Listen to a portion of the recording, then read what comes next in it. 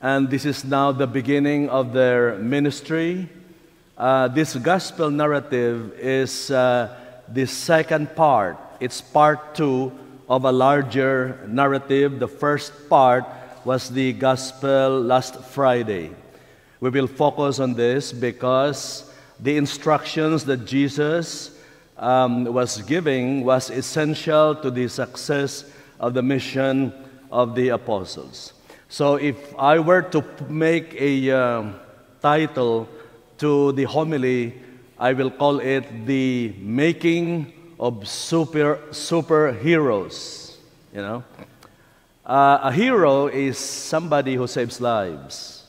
That's anybody, you know, who saves lives. Our parents are our heroes. Our teachers are heroes. They help us live good lives. They nurture us.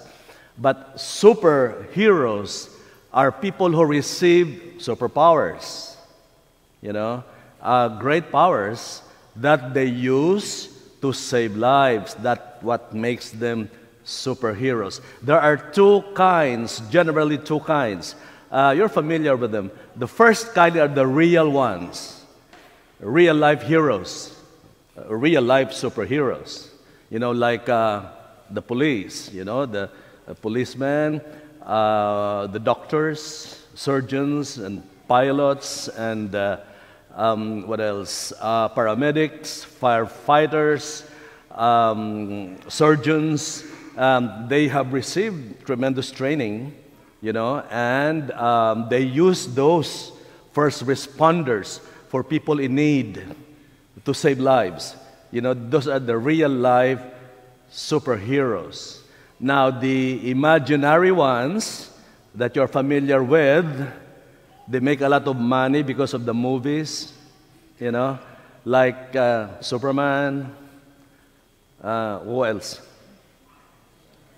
Who else? Ant-Man and the Wasp, you know. who else? Spider-Man. You know, Batman, Aquaman, of all these imaginary superheroes, only Superman was hero from the beginning. He was super from the beginning, you know. The rest, something happened to them. They were beaten by something, right? Like Spider-Man was beaten by a spider. And Ant-Man was beaten by an ant. Batman was beaten by a bat. But I do not know who beat Wonder Woman. You know, I don't, I don't know about that. But anyway, these are imaginary heroes that receive powers. And, you know, these powers, later on we will discuss on the part 1 of this homily. So, we will first reflect on the characteristics of these superheroes.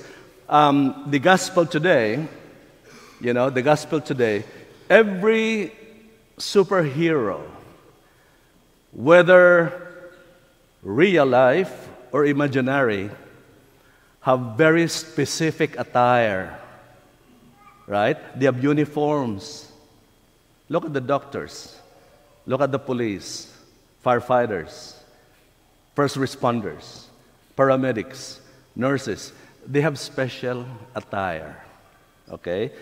Jesus is now calling the apostles, and they qualify as superheroes because they receive superpowers from Jesus that they will use to save lives. That's why they were sent. Now, Jesus told them what they should appear. You know, he told them about wear a sandal, wear a tunic, you know, but don't bring another one, no money bag, nothing. You know, no provisions. And you know, they were sent. There are 2 kinds of trips. You know, when you travel, there are 2 kinds. The first one is a personal tour. You do a tour or a cruise where you pay for everything. You pay for everything.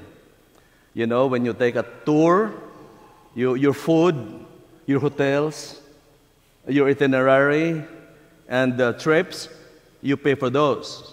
When you run out of money, you better go home because you will get lost there. You pay for everything. Another form of trip is that it's called business trip, where you are sent by the company. You don't worry about your tickets, or your plane, or your hotels. They are paid for by the office. It's a business trip. You don't even have to worry about what you will say. It's already in the folder. Just report. That's what Jesus told the apostles. You are being sent. This is not a tour. This is a business trip. All your provisions will be provided, will be given to you. That's why don't bring any money, don't bring any luggage, don't bring anything. Even what you will say will be given to you right there. You'll be summoned by authorities and judges and kings. You will be told right there what to say. It was a business trip, because they had a mission. Okay? And they were told what to wear, how to appear. They have specific, appearance and deportment. That is one characteristic, the first characteristic that is discussed in the gospel reading today. Superheroes, like the apostles, were sent for a mission. Now, the second part of this, the second part, which was the gospel as Friday, and also describes another perspective in the life of this, especially the imaginary superheroes, that they acquired characteristics of animals that were pushed to the extreme. They imitate characteristics of animals that beat them. Of course, the first one was Superman. He can fly like a bird. Batman can, that's a joke. Batman can jump, or what else does he do? Spider-Man can hop, and all of this. They were characteristics of animals that they developed to the full. Now, the first part of this gospel, Jesus mentioned also 4 animals. When he talked to the apostles, as he was sending them, he mentioned about 4 animals. He said, I'm sending you. He said, beware, be careful, listen carefully, because I am sending you as lamb in the midst of wolves. That's the first mention of 2 animals. And then he said, therefore, be simple as doves, but shrewd as snake. Let's discuss these characteristics of animals. Just as we have in the imaginary, these are all essential to the success of the mission of the apostles. And their ability to imitate the characteristics of these animals.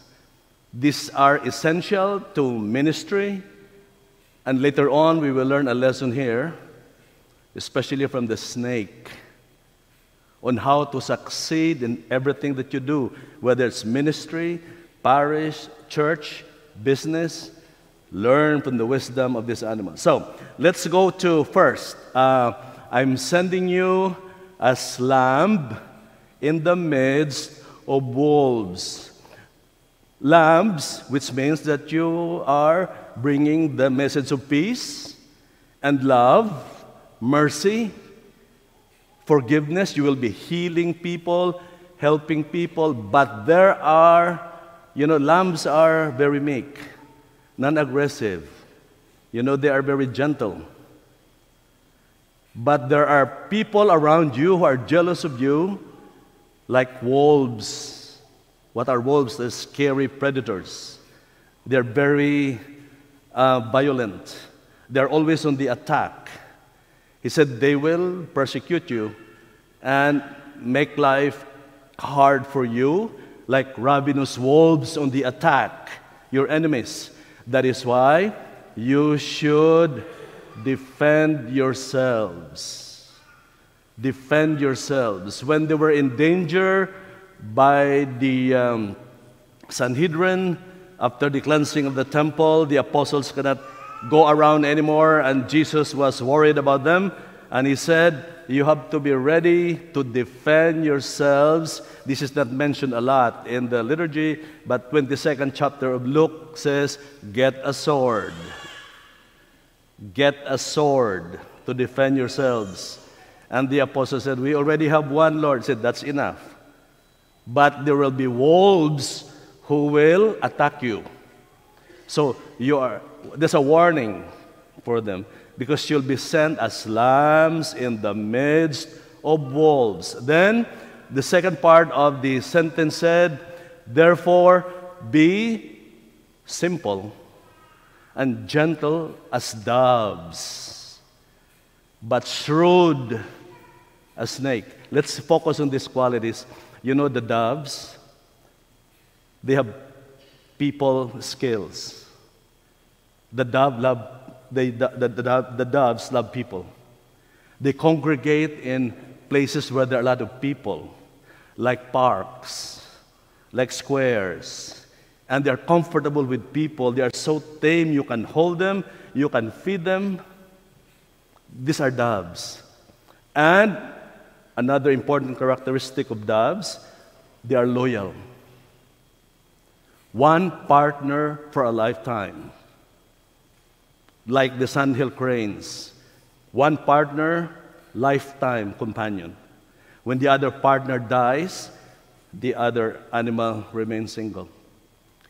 The loyalty of these animals.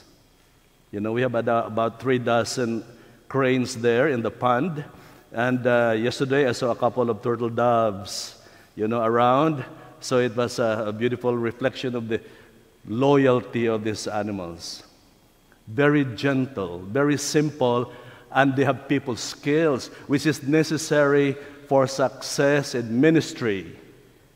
Because to handle all kinds of people, if you have, for example, like 10,000 people coming to church one weekend in Easter, you should be able to handle all the people's skills are important for the success of ministry.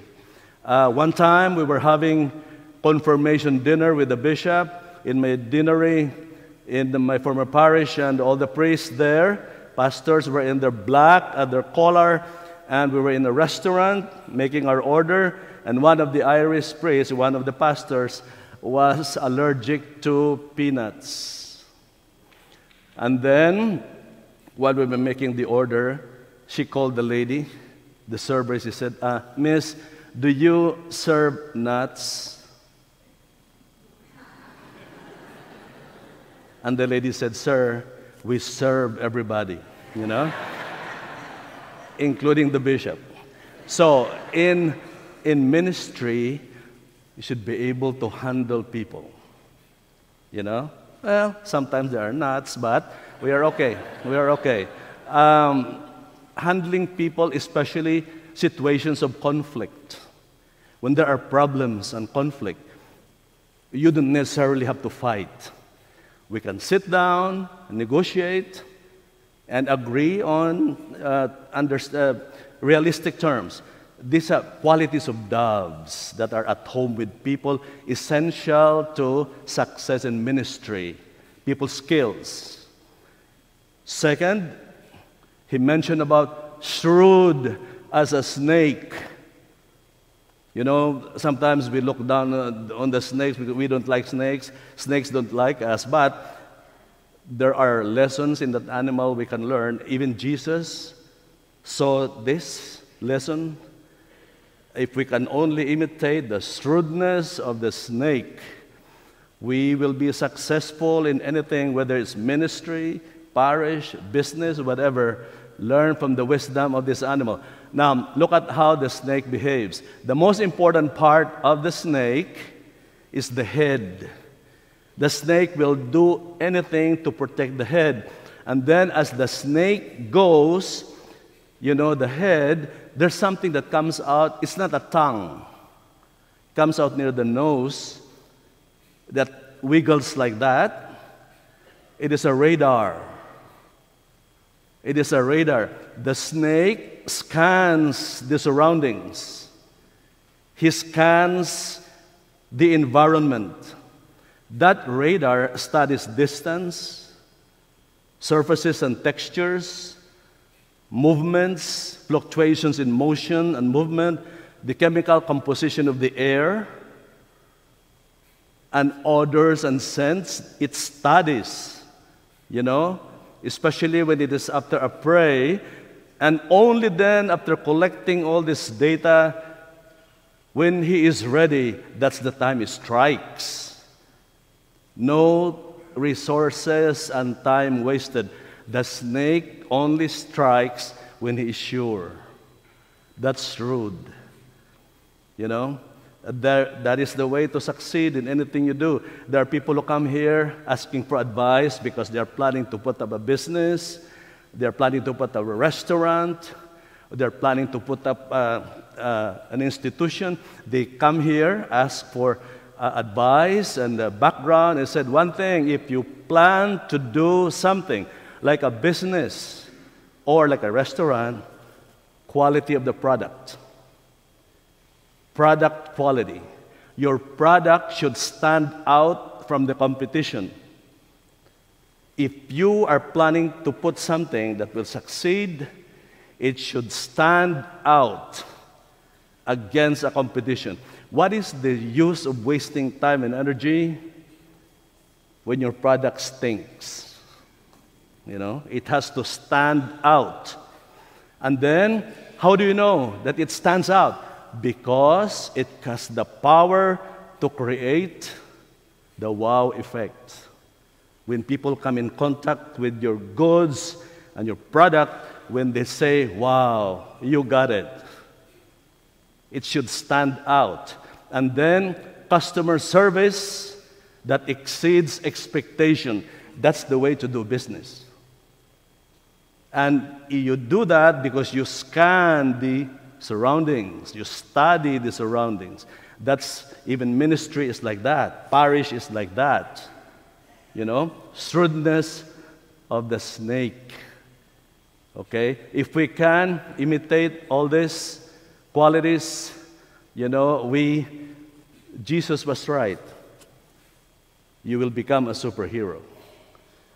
Because you not just save lives, but you have the ability to study and to respond to the needs of the people. That's the